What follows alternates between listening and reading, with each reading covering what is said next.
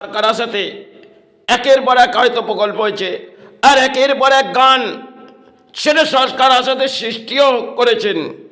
সে গান হয়তো সমাজে বেজেছে আর মানুষের যেন হৃদয় ভরিয়ে দিয়েছিলেন।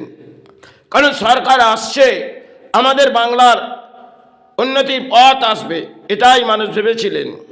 তাই সেক্ষেত্রে সে গানগুলো কিছু অর্থ দিয়ে সময় ক্ষেত্রে গাইয়ে দিয়েছেন। আর সে গান আজকে এক ব্যাকফুটে আরেকটি গান আসছে। একটা হয়তো হৃদয় জুড়িয়েছিলেন, আজ হৃদয় ভেঙে যাচ্ছে এই সমাজের মানুষের।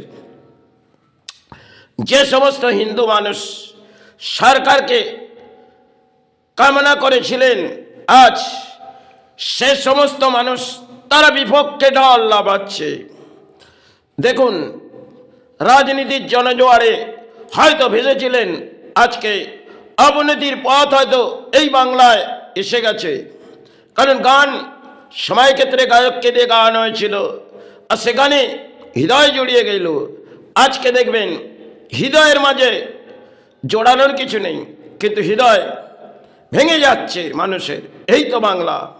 কারণ রাজ্যের মাঝে এক একটি প্রকল্প তিনি হয়তো বাস্তবায়িত কতটুকুন করেছে জানি না, কিন্তু রাজ্যের মাঝে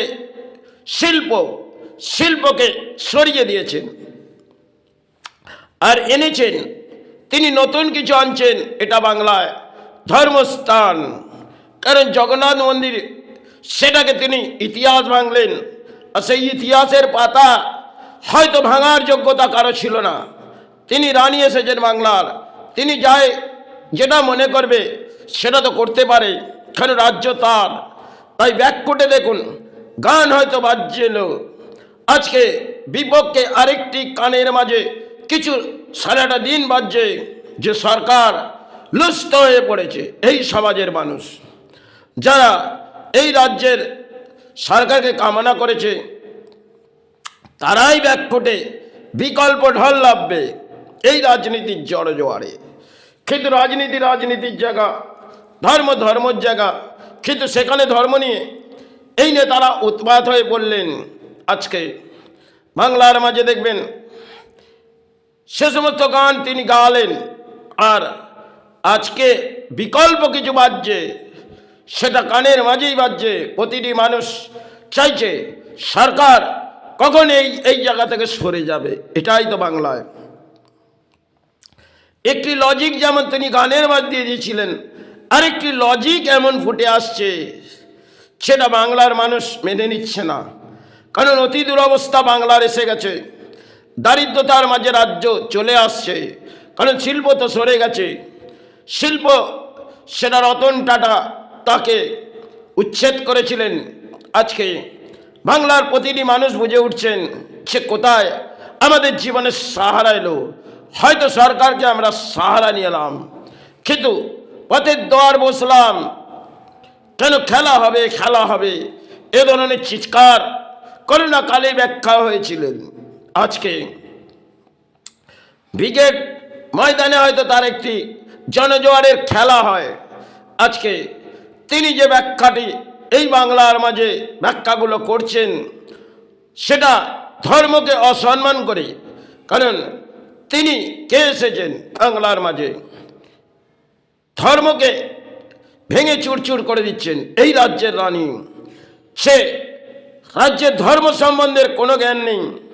সে ধর্ম সৃষ্টির মাঝে কি তারা আবির্ভাব করেছিলেন, কেউ মা করে, কেউ গুরু করে।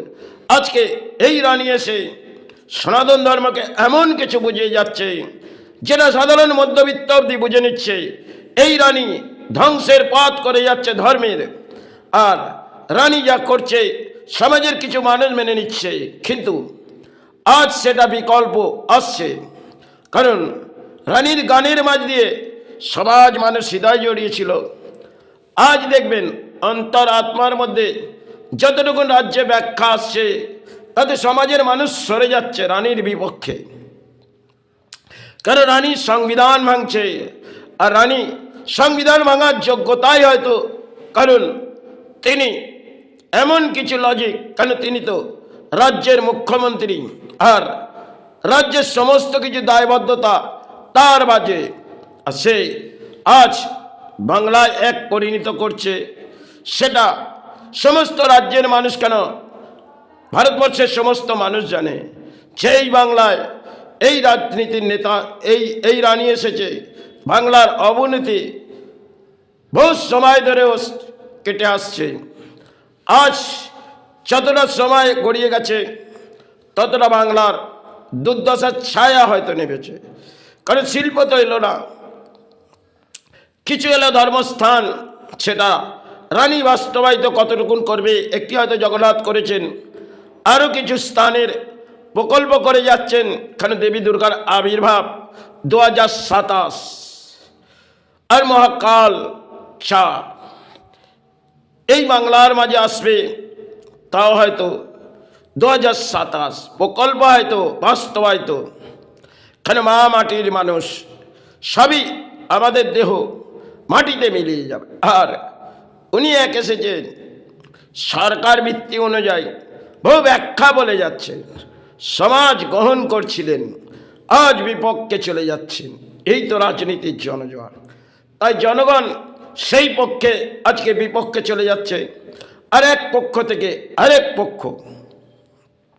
হয়তো রাজ্যের মাঝে কিছু গান এক সময় বাজতেন, কিশোর এবং লতা, সে সমস্ত গান আজকে বাজে না কেন? আজকে রাজনীতির গান সেগুলো উত্তাল হয়ে পড়েছে। আর এই নেতারা তাতে অধিক অর্থ এই রাজ্যের মাঝ থেকে সঞ্চয় করে যাচ্ছে। রাজ্যের দুরবস্থা যতই ভেঙে আসছে, এই নেতাদের ঘরে কোটি কোটি টাকা আসছে। এই তো রাজ্য। কারণ শিক্ষাসেবী সমাজ যারা তার কামনা করেছিলেন, আজকে তারাই বিপক্ষে যাচ্ছেন। কারণ তিনি যখন রানী, তাহলে রানীর বিপক্ষে কেন এই রাজ্য সরে যাচ্ছে? আর রাজ্য যেমন হিন্দু সরে যাচ্ছে, আবার ইসলামও। তাহলে কোন খেলাটি এই রানী বাংলায় খেলবে? এটা যেন 2026-এ জনগণকে দেখতে হবে রানী কোন পথে হাঁটছে। হয়তো 2025-এ তিনি একের পর এক প্রকল্প হয়তো করছেন বটে, সে প্রকল্প বাস্তবায়িত কোথায় হবে তা হয়তো তার কিনারা নেই। কারণ রানী একের পর এক প্রকল্প এই রাজ্যের মাঝে করেছে, কতটা বাস্তবায়িত হয়েছে তাই তো রানীই জানে। কারণ তিনি তো রানী। তাই তিনি রাজ্যের মাঝে যে ব্যাখ্যা বলবে সমাজের মানুষ মেনে নেবে, আজ সেটা বিপক্ষে ঘটছে। এই রাজ্যের দুর্ভাগ্য। কারণ শিক্ষাসেবী সমাজ তারা আজ কিছু বুঝে উঠছে, আর মধ্যবিত্তও কিছু বুঝে উঠছে। কারণ এই রাজ্যের রানী যতক্ষণ থাকবে, তাহলে দেশে তো শিল্প নেই, আর কোথায় কর্মস্থান করবে এই বাংলার মানুষ? এবার এই আত্মবিশ্বাস রাখবে যে রাজ্যের পরিস্থিতি যে আসছে, তাতে আর মনে হয় রানীকে রাখা যায় না। আর রানীর মধ্যে একের পর এক যারা আছে, তারা রাজ্যের লুটে ঘর ভরেছে। আর রানী তা নীরব হয়ে একটি একের পর এক ঢল্লা পাচ্ছে এই রাজ্যের রানী। যাই হোক, এটা রাজ্যের মাঝে ঘটছে। তাই রাজনীতি আমার জন্য নয়, ধর্ম আমার জন্যে। চাই জয় গুরু, জয় মাই।